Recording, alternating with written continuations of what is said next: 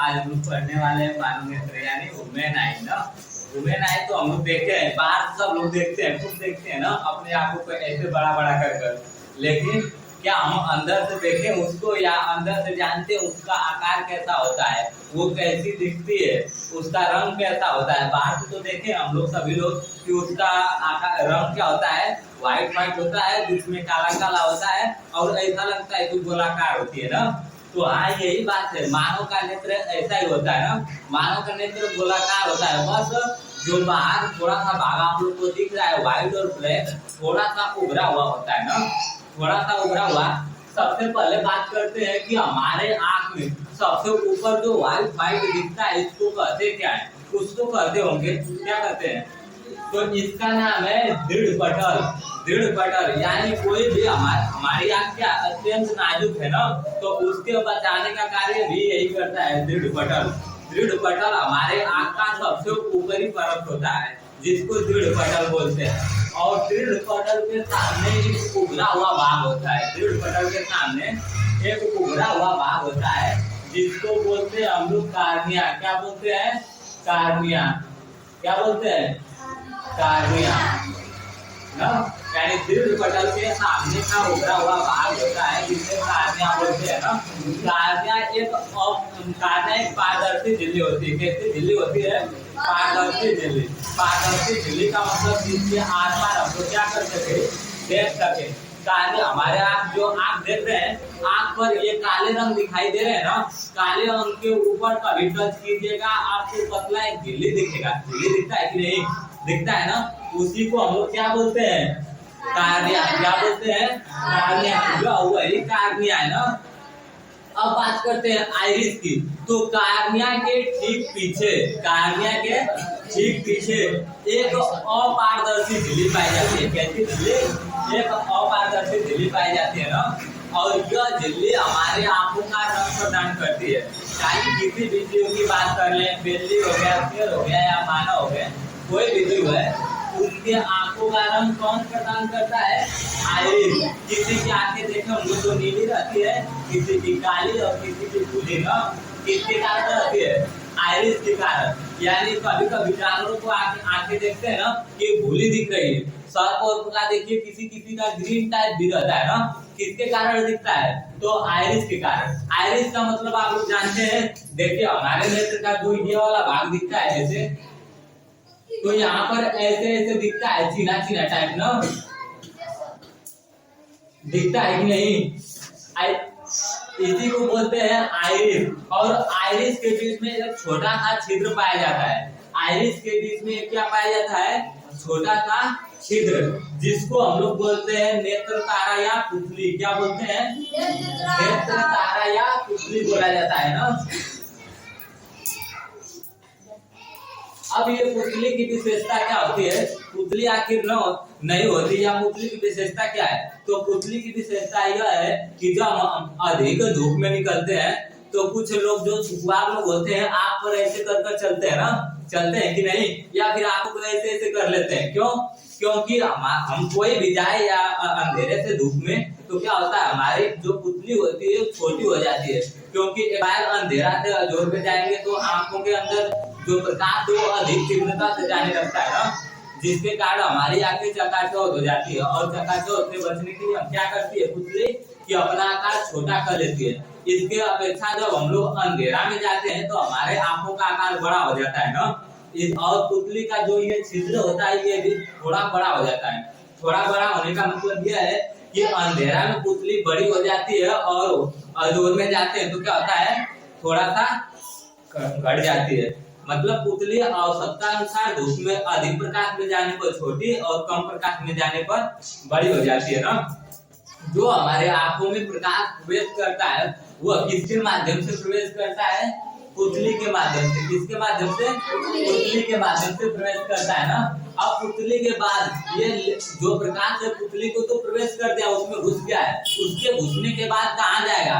तो पुतली पर पड़ने के पश्चात एक द्रव आता है। इसके बाद एक द्रव का मतलब कहते हैं कि ये कार्निया जो आइरिस है, आइरिस और नेत्र लेंस, आइरिस और नेत्र लेंस। देखिए ये वाला जो आपको दिखाई दे रहा है ये आइरिस है और ये नेत्र लेंस। आइरिस और नेत्र लेंस के बीच में एक द्रव भरा रहता है जिसका नाम होता है जलीय द्रव। क्या नाम होता है? जलीय द्रव। इसका नाम क्या है? जलीय द्रव। ये जो जलीय द्रव होता है इसमें से प्रकाश होकर जाता है। जलीय द्रव आखिर में होता कैसा है? तो जब हम लोग रोते हैं या फिर कभी कभी आप लोग आंसू को चखे हैं, जब घर पर मम्मी मारे ना तो जब आंसू निकले तो ऐसे कर लेना चाहिए ना, पता चलेगा कि स्वाद कैसा है। तो जब भी आप लोग आंसू को चखिए तो वो नमकीन के जैसा लगता है। कैसे? नमकीन के जैसा। वो नमकीन वाला जल कहाँ से निकलता है? तो यही जलीय द्रव से निकलता है। जलीय द्रव से ना, ये जलीय द्रव पाया कहाँ जाता है? तो नेत्र लेंस और आइरिस के बीच। अब देखिए इस जलीय द्रव के बाद आ जाता है हमारे आंखों में एक लेंस पाया जाता है ना, जिसको बोलते हैं नेत्रिका लेंस या नेत्र लेंस। क्या बोलते हैं? नेत्र लेंस ना। ये नेत्र लेंस इंग्लिश में आई लेंस बोल देते हैं। ये करता क्या है? तो जो कुछ भी हम वस्तुओं को देखते हैं अपने लेंस के माध्यम से देखते हैं। जैसे देखे होंगे आप लोग दूरबीन से देखते हैं, दूर की वस्तुओं को देखने के लिए दूरबीन प्रयोग की जाती है ना। क्यों? क्योंकि हमारे उसमें जो लेंस लगा होता है वो क्या होता है? दूर तक की वस्तुओं को कैच कर सकता है ना। तो हमारी आंखों में भी लेंस होता है जो आमने सामने की वस्तुएं दिखाई दे रहे हैं उनका पिक्चर बनाने के लिए ना। तो ये लेंस पर जब प्रकाश आता है तो इस पर टकराकर फिर इसके अंदर चला जाता है ना, तो लेंस से होकर प्रकाश निकल जाता है। अगर किसी पदार्थ से प्रकाश होकर निकल जाता है तो उस घटना को क्या बोलते हैं? अपवर्तन की घटना। मतलब वो परिवर्तित नहीं होता है, उसी में अपवर्तित होकर अंदर की ओर चला जाता है ना। फिर देखिए ये तो लेंस हो गया। आखिर में लेंस बना किसका होता है? शीशे का, कांच का? नहीं, ये भी एक मांसल का ही बना होता है ना, जिसका नाम होता है काइटिन ना। काइटिन का लेंस बना होता है। और बताइए जब हम लोग चश्मा लगाते हैं तो लेंस को पकड़ने के लिए क्या चश्मा का फ्रेम यूज किया जाता है, लेकिन हमारे आंखों में लेंस को पकड़ने के लिए किसका यूज किया गया है? तो ये जो दिख रहा है आजू बाजू इसके मांसपेशियां, इसको बोलते हैं। क्या बोलते हैं? मांसपेशियां। मांसपेशियां। ये मांसपेशियां क्या करती है? लेंस को पकड़ने लगती है ना, और ये लेंस को आवश्यकतानुसार छोटा या बड़ा करती है। अगर मान लीजिए हमें दूर की वस्तुएं देखना है तो हमारी फोकस दूरी अधिक होगी, तभी तो दूर की वस्तुएं दिखेगी। तो हमारी फोकस दूरी को बढ़ाने के लिए जो मांसपेशियां होती है लेंस को क्या कर देती है? ऐसे पकड़कर खींच देती है, यानी बड़ा हो जाता है, बड़ा और थोड़ा सा पतला। लेकिन नजदीक की वस्तुओं को देखते हैं आंख बड़ी हो जाती है और हमारा जो फोकस दूरी होता है वो छोटा हो जाता है ना। इसलिए लेंस को क्या करना पड़ता है? छोटा और मोटा ना। तो ये जो मांसपेशियां होती है वो लेंस को आवश्यकता अनुसार छोटा और बड़ा करने के कार्य में आती है। ये हो गया जलीय द्रव हो गया। अब बात करते हैं कंचाप द्रव। तो हमारे जो कंचाप द्रव होता है देख रहे हैं बीचों बीच ऐसे बूंदा बूंदा कुछ दिखाया गया है, इसी का नाम है कांच द्रव या कंचाप द्रव भी बोलते हैं ना। कौन सा द्रव? कांच द्रव या कंचाप द्रव। ये क्या करता है? तो ये द्रव हमारी आंखों को गोलाई प्रदान करता है।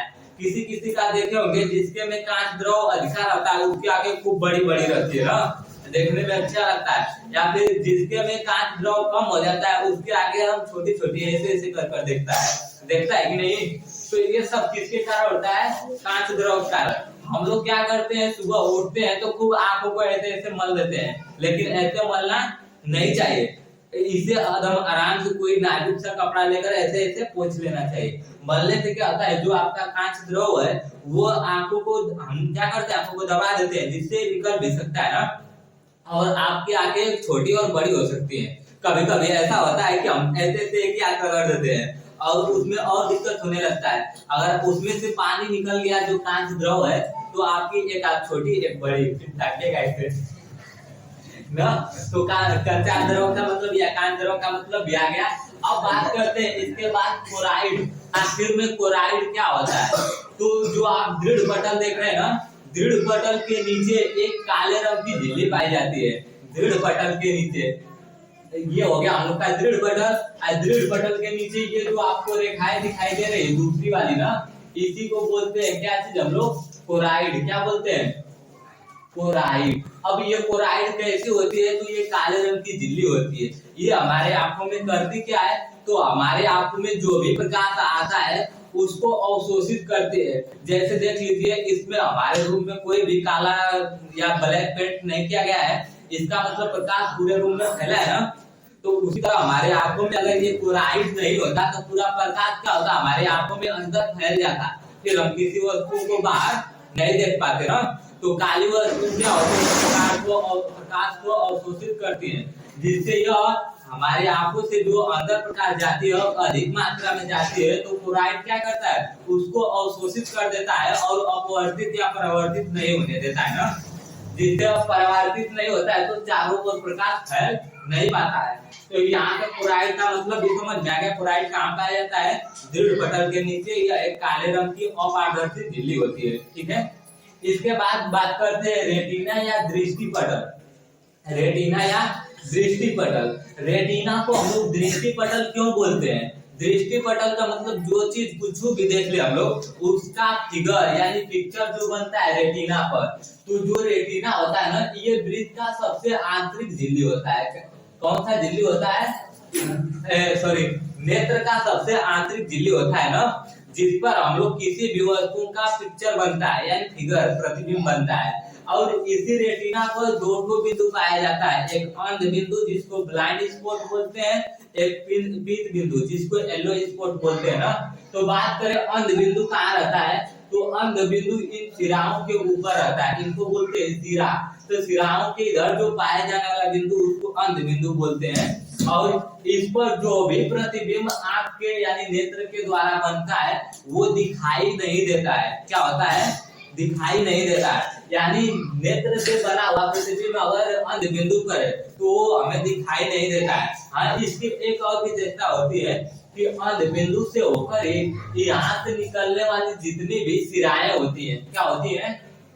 सिराएं ना, ये मस्तिष्क को जाती है। अंध बिंदु से होकर ही आंख की सभी सिराएं कहाँ जाती है? मस्तिष्क में जाती है ना। अब मस्तिष्क में आ जाती है। अगर कोई बात करें पीत बिंदु की, पीत बिंदु यानी येलो स्पॉट ना, येलो स्पॉट जो ये रेटिना के बीचों बीच भाग में स्थित होता है। अगर आपके नेत्र का प्रतिबिंब इस पीत बिंदु पर बन रहा है तो वो एकदम क्लियर और स्पष्ट दिखाई देगा।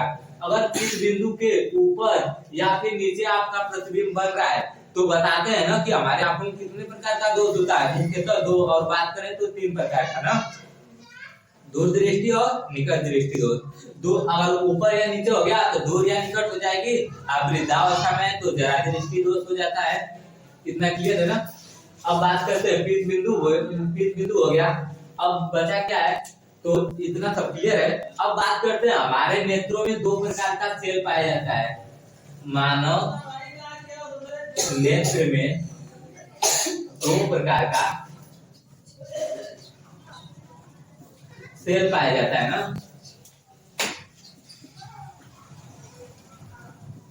पाया जाता है।